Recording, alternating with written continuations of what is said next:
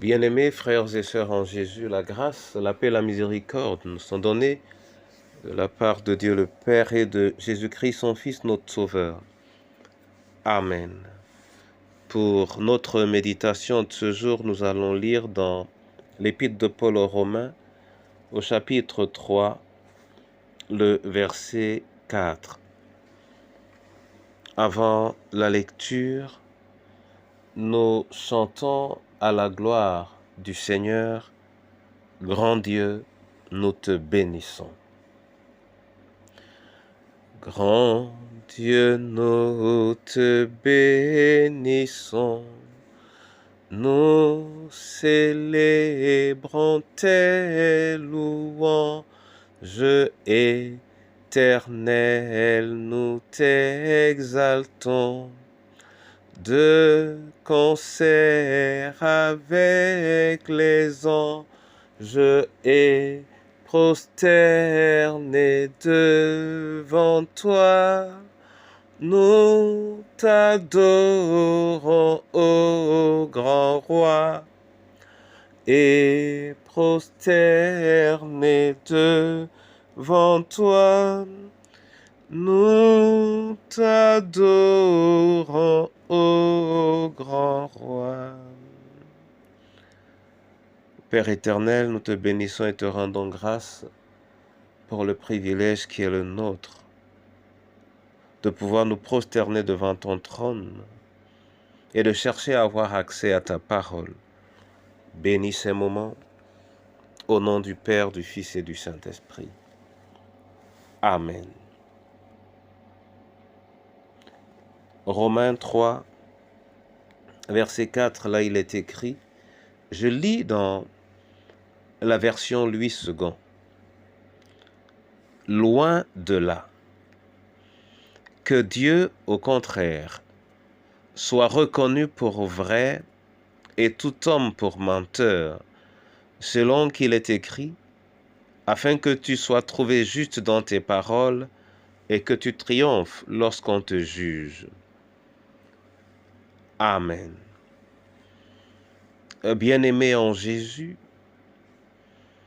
la préoccupation de l'apôtre Paul ici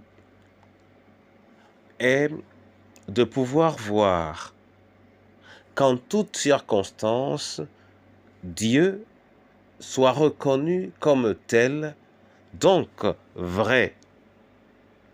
Car, ne l'oublions pas, Dieu, comme son nom, doit être sanctifié, c'est-à-dire mis à part, ne subir aucune confusion, aucun mélange. Il est tout autre. Or, nos raisonnements parfois, nos échanges, notre propre intelligence, notre volonté d'avoir raison peuvent nous amener à placer Dieu dans une situation qui n'est pas sienne. C'est pourquoi l'apôtre le dit. Dans Louis II, on a dit loin de là. Dans la version de Martin, on dit non, sans doute, mais que Dieu soit véritable et tout homme menteur, afin que tu sois trouvé juste dans tes paroles et que tu aies gain de cause quand tu es jugé. Mon frère et ma sœur, cette affirmation est donc l'un des fondements de notre foi, que rien ne nous amène à causer du tort, volontairement ou involontairement, à la perception que les autres peuvent avoir de Dieu. Oh, me dira-t-on, le Seigneur a les moyens de se défendre lui-même, évidemment. Mais pour nous, pour moi, j'ai également intérêt à ne pas être la cause de la réduction ou du mépris ou d'une méprise à l'endroit du nom de Dieu. Il faut donc qu'il soit en toutes circonstances reconnu pour vrai que cela soit la base de notre démarche, que cela soit le pendant de notre démarche, que cela soit également la finalité de notre démarche.